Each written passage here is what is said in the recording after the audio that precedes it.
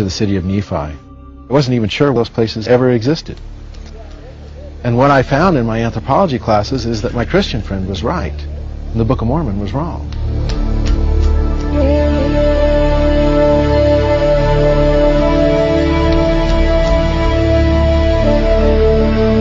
The biblical world, as reflected in the scriptures, is matched by the plants and the trees, and we know these.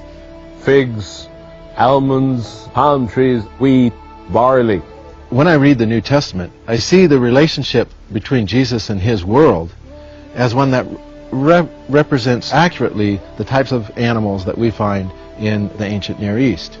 The animals that are mentioned in the Bible still do exist today. It's true that some are no longer existing here, such as lions, but we have explorers centuries ago that speak of these. There's no doubt, even if they don't exist today, that they did exist in antiquity.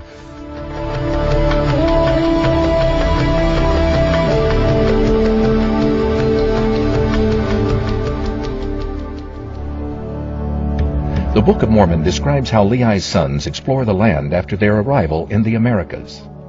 1 Nephi 18 says, "There were beasts in the forest of every kind, both the cow and the ox and the ass and the horse and the goat." 2 Nephi 12:7 says, "The land is also full of horses." And the Book of Mormon suggests the use of horse-drawn chariots during massive battles involving tens of thousands of warriors. The Book of Mormon also records other aspects of the culture, including its agriculture. In Mosiah chapter 9 it says, "They began to till the ground with seeds of wheat and barley." We would expect to find remnants of the types of plants and animals that they raised. Instead, what we find are turkeys and llamas and dogs. We find corn and beans and squash. What we see in the Book of Mormon are all the wrong plants, things like wheat and barley in ancient America. We don't see wheat here. We don't see cattle, sheep, goats. No horses during Book of Mormon times. No elephants during Book of Mormon times. Completely absent. The Mayas didn't have beasts of burden. They didn't have horses, for example. The first time we saw a horse, as far as we know, was when a white man rode a horse from Albany up here in 1677.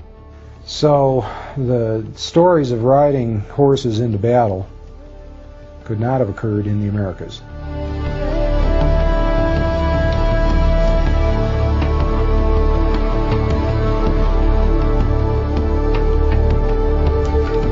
Both the Nephites and Jaredites are said to have processed ores and worked with many kinds of metal. 1 Nephi 18:25 says that Lehi's family did find all manner of ore, both gold and silver, and of copper. We don't find the use of metals like gold, copper in metallurgic terms, like you see described in the Book of Mormon with references to bellows and other tools of metallurgy. The Book of Mormon specifically stated that there was steel in the New World. It's very easy to find the places where the steel is smelted. Even if you don't find the steel objects, not a single site has been found that can be said, yes, steel was smelted here. And what is really surprising about the Maya is the fact that they didn't use metal. It is the lack of specific types of metal in the Americas that poses a serious problem for the Book of Mormon account, which claims that both the Jaredites and Nephites used metal armor and weapons in their warfare, metal coins for their currency, and are even described as using metal plates to write on. The heading under chapter 19 in 1 Nephi states that Nephi makes plates of ore and records the history of his people. Helaman 3:15 describes the Nephite writings, saying, "There are many books and many records of every kind, and they have been kept chiefly by the Nephites." One of the things that is said about the Nephites is that they were a culture with writing. Now, a culture with writing leaves records. And if that number of people did not leave a record, well, I don't think they existed.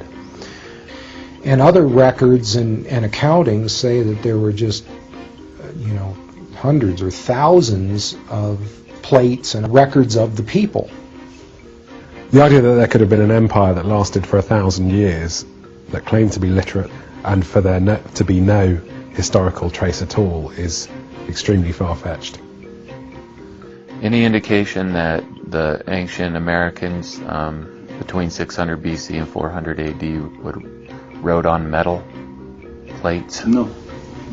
Ancient writings have been found from all of the empires that surrounded the kingdom of Israel, but none so abundant as the biblical manuscripts that have been found coming from the Israelites themselves. The earliest known part of the Bible to have been preserved in archaeology is a short passage from Numbers chapter 6 verses 24 to 26 that was discovered by Gabriel Barkai. In an excavation which I directed here in Jerusalem, we found two small tiny silver plaques.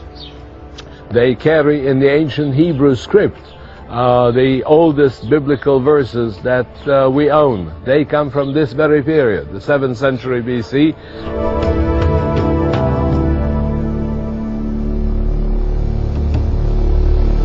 Well, here we've climbed up the mountain in Qumran, and this is cave number 1. This is where the Dead Sea Scrolls were discovered in 1947.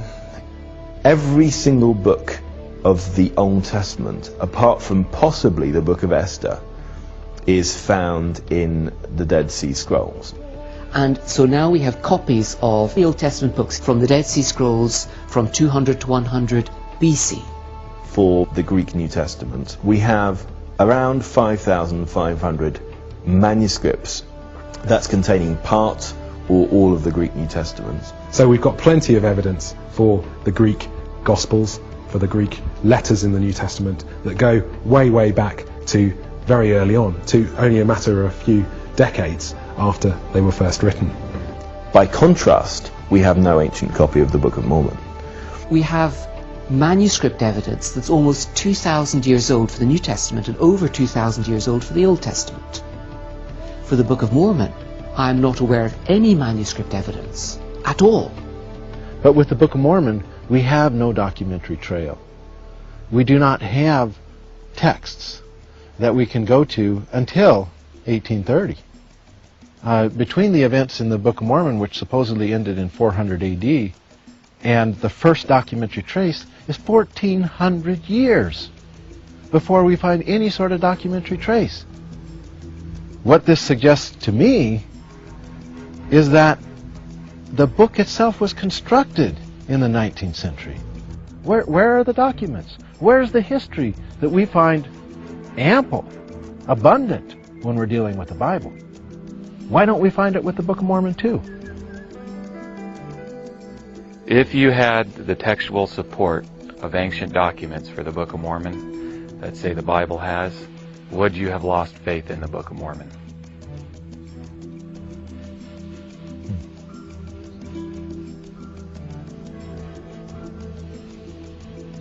That's a good question. I mean, Ken Sabe. Who knows?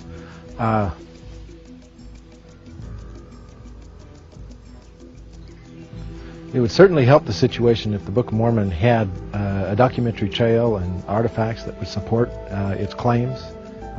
It would certainly, we might be able to refer to it then as a historical document. The Book of Mormon states in Mormon 9:32 that the language used in ancient America by the Nephites was called Reformed Egyptian. And that's what it says in the Book of Mormon, that they wrote in Reformed Egyptian. Would a Hebrew around about 600 BC know how to write in the ancient Reformed Egyptian? What's ancient Reformed Egyptian? Linguists and others will state that they've never heard of Reformed Egyptian, unless they're Mormon. And the reason why the mainstream linguists don't have anything to say about it is because